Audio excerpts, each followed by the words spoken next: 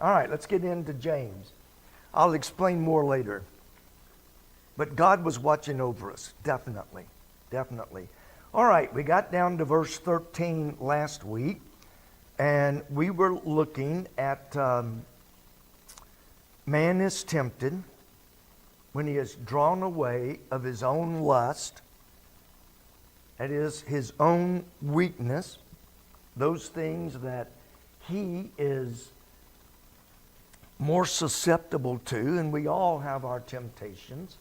You know, what bothers one person may not faze another, but temptation is when we are drawn away of our own lust, and then when lust hath let me back up. Verse 13, let no man say, when he is tempted, I am tempted of God. We'll get to that a little bit more in a minute. But in verse 14, we didn't get that far. That's why my brain isn't functioning. We didn't get to verse 14 last week. We stopped at verse 13. All right, verse 14. Every man is tempted when he is drawn away of his own lust and enticed. Now, sin starts from within. And I've said this, but maybe I need to say it more often. Maybe some Sunday morning I need to say it. Satan can get literally inside of your brain. People, that think of Satan as a red guy with a long tail and a pitchfork, and that is not Satan. Satan can come in the form of an absolutely gorgeous, drop-dead tan lady. He can come in the form of a gorgeous, appealing lady. He can come in the form of Bible calls him a snake. That's one of his many descriptions. He gets in, and I remember when I was in college, I spent a summer at Mountain View Baptist Camp, where our kids go now. I actually was there before there was a camp. I actually helped build part of the camp that summer. And so somebody had donated an old log cabin. And so we went down. One of the members had a backhoe. So we all walked up about a half mile up the road. And we were tearing this cabin down. Well, I was, 17, 18 years old. And so, it's like, okay, I'll get up there and I'll push the top beam over. Well, when I pushed the top beam over, right within 6 inches of my nose was a snake. You know how I love snakes.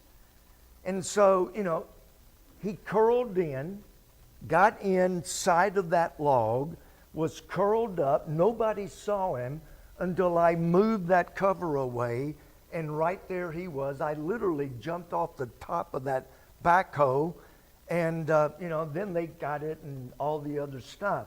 Satan gets into our mind just like he did that log. He crawls in, subconscious. He gets into our subconscious. He crawls around and sends thoughts up to our consciousness, and he puts those thoughts in there and says, oh, wow, you're an alcoholic. Just imagine how a good beer would taste right now. Just imagine, how that beer or whatever, you can taste it. Oh, wouldn't that be so good? Or he'll use some other temptation. But he starts with your weakness. Your weakness probably would not be my weakness. So he knows what your weaknesses are, and so he is, you are tempted, you are tested to sin. That's the difference from the word tempted in verse 2. This is actually a temptation to sin. Every man is tempted with evil. In verse 13, well, I am really not following tonight. Verse 14, every man is tempted. Every man. And that includes women and children. Every person is tempted when they're drawn away of their own lust. And then the word enticed means to set a trap for. It's, we would use it to, set a trap for an animal or something, and when they come in, we snap the lid, whether it be wild animals, with those bracelets, brackets, whatever they're called. It could be that. It could be growing up, the thing was to put a box, and something inside of it. And when a squirrel went in, he would knock it loose, the lid would come down. Whatever way Satan entices you, that means he sets a trap, and the moment you walk in that trap, Satan snaps it, you're sunk. Remember the story in Proverbs when we were studying Proverbs a few years ago, how that this beautiful woman enticed this man who was walking down the street. She goes out, she solicits him, and the Bible says, with her much fair speech, she forced him. And if you were here, you may remember someone asked, how can a woman force a man? Man, woman, yes. Women forcing men, no. And I said, you don't understand the word. There comes a point where she draws him in, she seduces him, and then when he gets inside of the trap, she snaps the trap and you're caught. Only a miracle of God will get you out, which very, very seldom happens. So you're tempted by your own weakness. And like I said, everybody's weakness is different. Satan tempts you with your own weakness, then he sets a trap. And I think I told some of you, I think I told you, when we were in Texas, I was friends with one of the judges there who also happened to own a locksmith company. And so we became good friends, and he was known as a hanging judge. I mean, he didn't get major cases, but, if you were guilty, you're going to get the maximum. And he didn't care if you were the mayor's son or the governor's son or who you were. It didn't matter. If you're guilty, you're guilty. He treated everybody exactly the same. And so one day, and he and I talked about this at great length, one of the ladies that was coming before his bench asked if she could talk to him. He said, and he said, that was the stupidest mistake I ever made. When he got there, his enemies who hated him, prosecutor, chief of police, everybody, had cameras set up hoping to get him in a compromising position. They didn't, fortunately. But they said they did. We've got you on film. Well, let me see the film. We lost it. But just the fact that the chief of police, the prosecuting attorney, some of the major lawyers in town, mayor, some other very important people said they saw the film, he did it. He was practically run out of town. So they set a trap for him. Now he said the worst mistake he made was agreeing to talk to this lady outside of the courtroom. That was his first mistake, and he readily admitted it.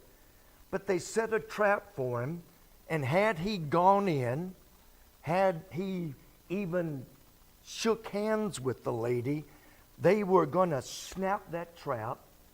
But he had enough sense to not go in, so they didn't have anything. But they still destroyed him. Satan sets a trap, just like that. Which, I had a case, it's been, maybe last year.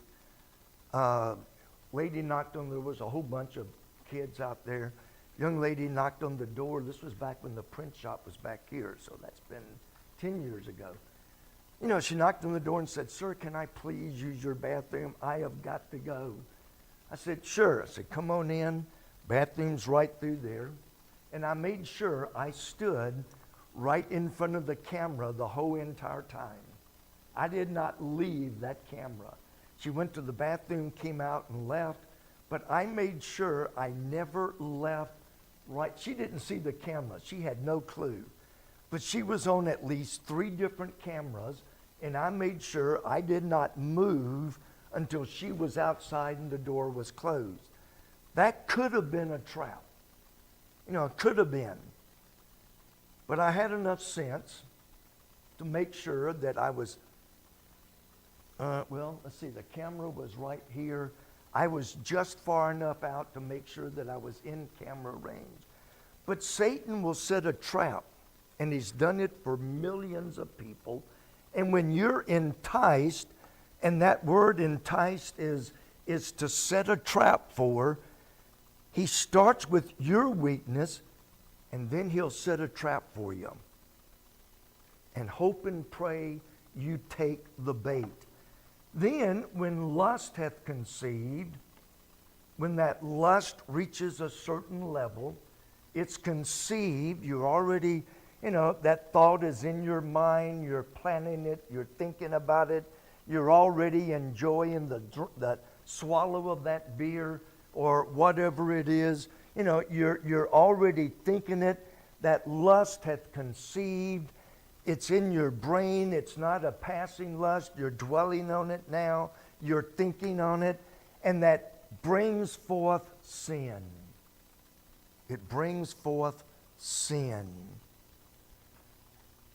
But it starts with your weakness. Satan sets a trap. You walk into that trap. Satan snaps that trap by your beginning to imagine, oh man, I'd give anything for a beer right now. By the way, I don't drink. Okay, just for the record, I don't drink alcohol beverages of any kind. But when you walk into that trap, then your own lust, sin, lust conceives and starts growing, starts materializing, just like a baby when it's conceived, starts to grow. That lust conceives, and Satan snaps the trap, and you've committed sin. We had a gentleman when I was growing up who thought it would be fun to gamble. Well, it wasn't fun very long. Satan snapped the trap. That's how he does in any sin. He starts, hey, wow, what do you think about that? And then it builds the trap, and then it snaps, and then lust conceives, brings forth sin, and sin, when it is finished, brings forth death. It's not always physical death. Although a young man that I taught in Sunday school when I was growing up, well, I was a young man, I guess. He was in my Sunday school class, lived just a little piece up the road from us. His name was Teddy Hayes. Very active young man, very active in church. And by his own admission, he felt God was calling him to preach. He did not want to be a preacher. Very few of us did when we started. And so he started drinking, dropped out of church, started drinking more heavily. And we were in Indiana, weren't we? I think we were in Indiana pastoring. And I got a phone call one Sunday morning. Teddy was in a bar drinking, getting drunk, got into a fight. The guy threw him through a half-inch plate glass window, killed him on the spot. By his own testimony, he died because he was not going to obey God and preach. It may be physical death, but it certainly will be spiritual death. You may not die physically, but spiritually you will die until you get that thing right with God, confess it, repent of it, just like David did in Psalms 51. David sinned and he tried to keep it covered up for at least a year or longer. But David tells us in his Psalms that he was miserable. Until Psalm 51, he confessed it, and that's the only way you will ever be restored back into fellowship with God. In some cases, it destroys us mentally, the guilt, the shame. It'll just, the guilt. Have you ever had guilt so bad it just ate you alive? I hope not, but if you ever have, it may be physical, it may be mental, it may be emotional. It certainly will be spiritual. You don't lose your salvation, but you will definitely lose the joy of your salvation. It may mean the death of your family as a family. Many, many, many couples have ended up in divorce because of infidelity. Some have ended up in divorce because, the husband was a drunk. He comes home, beats his wife up, beats the kids up, abuses them, kills emotionally and, family-wise, it kills his family. His wife divorces him.